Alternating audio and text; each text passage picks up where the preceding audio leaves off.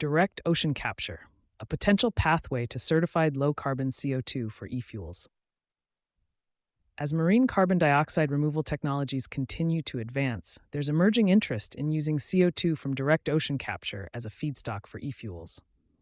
E-fuels are synthetic fuels produced by combining captured CO2 with green hydrogen, creating a drop-in replacement for fossil fuels in sectors that are hard to electrify, like aviation and shipping. They offer a potential path to decarbonization using existing infrastructure, but their climate benefit depends on access to low-carbon CO2 and abundant renewable energy. Under the EU's Renewable Energy Directive, eligible CO2 sources for e-fuels include CO2 captured from the air, biogenic sources, and certain industrial emissions. Ocean-based sources like DOC aren't explicitly included, unless surface ocean CO2 removal is interpreted as equivalent to from the air. But that interpretation is not straightforward. DOC is a multi-step process wherein the removal of CO2 from a stream of seawater triggers natural air-sea gas exchange to draw down CO2 from the atmosphere as it replenishes the removal from the ocean. This replenishment happens in the open ocean and can take weeks to years, in some cases over a decade. So, accurately accounting for DOC's climate benefit requires calculating how much atmospheric CO2 is actually drawn down by the ocean. Efforts to map the global efficiency of DOC reveal variation in CO2 uptake over space and time that range from 100% to as low as 50% over a 15-year time span. These estimates of CO2 drawdown from DOC deployments are derived by computational models of ocean physics, chemistry, and biology that simulate how carbon is moving into, out of, and through the ocean.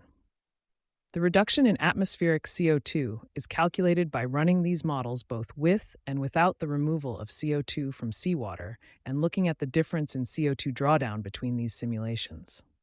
This model-based approach is mandated by carbon removal credit registry protocols, e.g. isometric.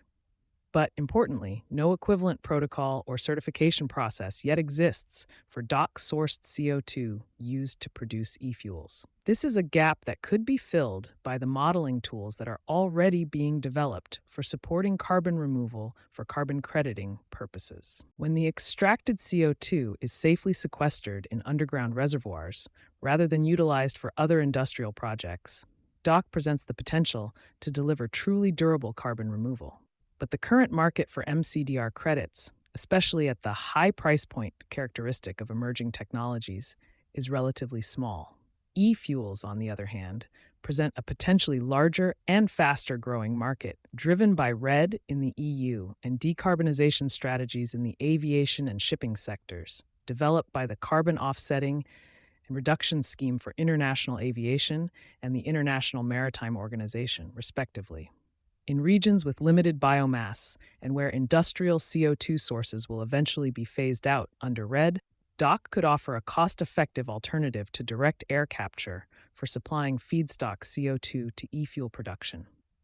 And while the supply of CO2 is not the only nor the largest constraint on the e-fuels market today, that calculus could change as the ramping up of e-fuel production drives down other production costs.